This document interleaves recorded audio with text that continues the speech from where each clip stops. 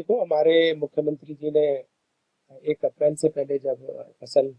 मंडियों में आनी शुरू होती है, उससे पहले ही सभी समीक्षा बैठक एक ली सभी अधिकारियों के साथ, चाहे उसमें सभी डीसीज, हमारे डीएफएससीज और जो भी डिपार्टमेंट के अधिकारी हैं उनके साथ, और पूरा तैयारियों के साथ कि भाई किसानों को कोई दिक्कत ना आए। और मैंने खुद जाकर कई मंडियों का दौरा किया, चाहे लाडवा मंडी की बात हो, इंदरी मंडी की बात हो, करनाल मंडी की बात हो, हमारे फरीदाबाद की मंडी की बात हो, सोना मंडी, रेवाड़ी मंडी, झज्जर मंडी, और सभी वहाँ पर आड़तियों के साथ और हमारे जो किसान के साथ बातचीत की, और कोई उनको कोई कंप्लेंट या कोई दिक्कत है तो बताने के लिए भी उनको कहा गया। उसमें मैंने सारा जायजा लेते हुए, चाहे ट्रांसपोर्ट की बात हो, वहाँ पर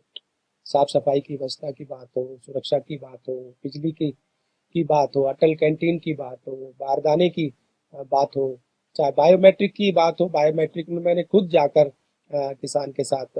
देखा कि भी प्रोसेसिंग में कितना समय उसमें लगता है, और वो समय जो 6 से 7 सेकंड का लगा। कई बार ये शिकायत आ रही थी कि भाई बायोमेट्रिक में ज़्यादा समय लग रहा है और किसान भाइयों को दिक्कत आ रही है, तो वो भी मैंने खुद जाकर मौके पर देखा, और जो समय लग रहा था वो भी चेक किया। सर, कोई शिकायतें भी मिली हैं? मंडियों से आप गए, लगातार दौरा किया, प्रदेश से कोई कोई शिकायतें भी आई कि इस तरीके से कोई दिक्कत किसानों को हो रही है, उसके बाद क्या कुछ कार्रवाई करें? देखो, मॉइस्चर की जो नमी की शिकायत कहीं से आ रही है, और आज और आज और कल तक और बारिश का दिखाया हुआ है कि बारिश आएगी, और उसके बाद मौसम में काफी तेजी से बदलाव होने जा रहा है, और जो मॉइस्चर वाली शिकायत कहीं से आ रही थी वो भी दूर हो जाएगी। सर, एक जो है ऑपोजिशन की ओर से एक वीडियो सोशल मीडिया पर लगातार उस पर जो है वो जिस तरीके से डाला गया और उसके बाद कहा गया कि किसान जो है वो काफी सीरियस कंडीशन में है, और वो उसके बावजूद उसका अंगूठा लगवाया जा रहा है। इस तरीके से जो है वो कहा जा रहा है कि किसान को चोर समझकर अंगूठा लगाने का जुर्म जो है वो सरकार बंद करे। इस तरीके की वीडियोज भी जो है वो काफी सोशल मीडिया पर। देखो, इसके लिए हमने किसान के 3 लोगों को अपने वो अपॉइंट कर सकता है। अगर किसान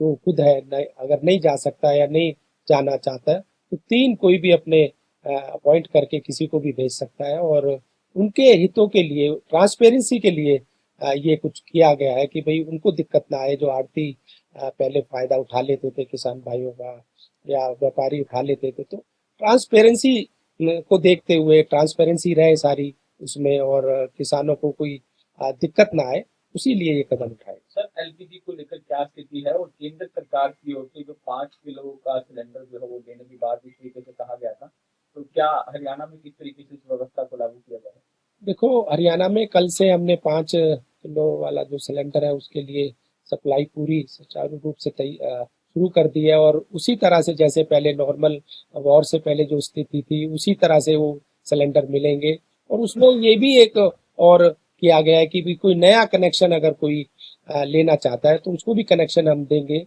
और उसी तरह से 1400 के करीब